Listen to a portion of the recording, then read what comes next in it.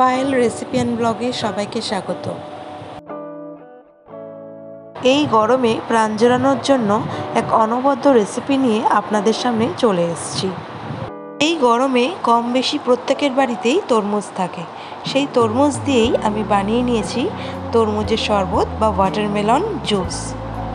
তাহলে চলুন রেসিপিটি দেখে নিই। প্রথমে আমি সুগার সিরাপ তৈরি করে নেব। সুগার সিরাপ তৈরি করার জন্য একটা বাটিতে আমি 2 কাপ জল গরম করার জন্য দিয়ে দিলাম। তাতে হাফ কাপ সুগার বা চিনি মিশিয়ে দিলাম।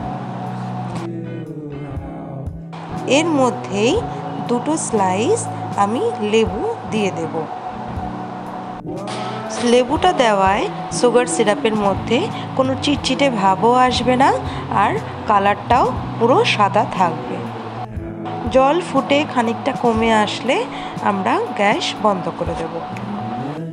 তরমুজের খোসা ছাড়িয়ে আমি পিস পিস করে কেটে নিয়েছি। এবার এগুলোকে একটা মিক্সার গ্রাইন্ডারে ফেলে আমি গ্রাইন্ড করে নেব।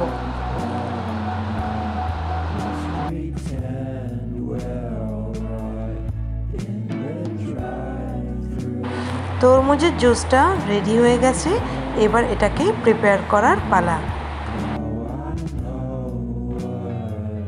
গ্লাসের মধ্যে 2টো স্লাইস লেবু নিয়ে সেটাকে এরকমভাবে থেতো করে নিতে হবে। আপনারা চাইলে ডিরেক্ট লেবুর রসও দিতে পারেন। এরপর আমি অল্প পুদিনা পাতা দিলাম, সেটাকেও আবার কিছুটা স্ম্যাশ করে নেব। তারপর দিয়ে দেব রক সল্ট বা বিট লবণ। এরপর আইস কিউব দিয়ে দিচ্ছি। তারপর ওয়াটারমেলন জুসটা আমি ঢেলে নিলাম।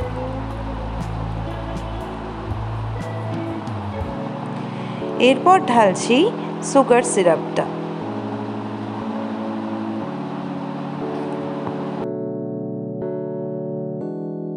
আমাদের ওয়াটারমেলন জুস কিন্তু রেডি। এবার এটার উপর পুদিনা পাতা আর তরমুজের স্লাইস দিয়ে আমরা গার্নিশ করব।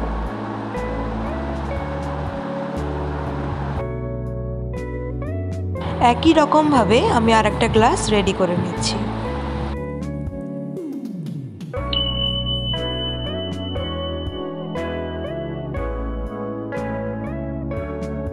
দুটো গ্লাসকে দুরকমভাবে গার্নিশ করলাম।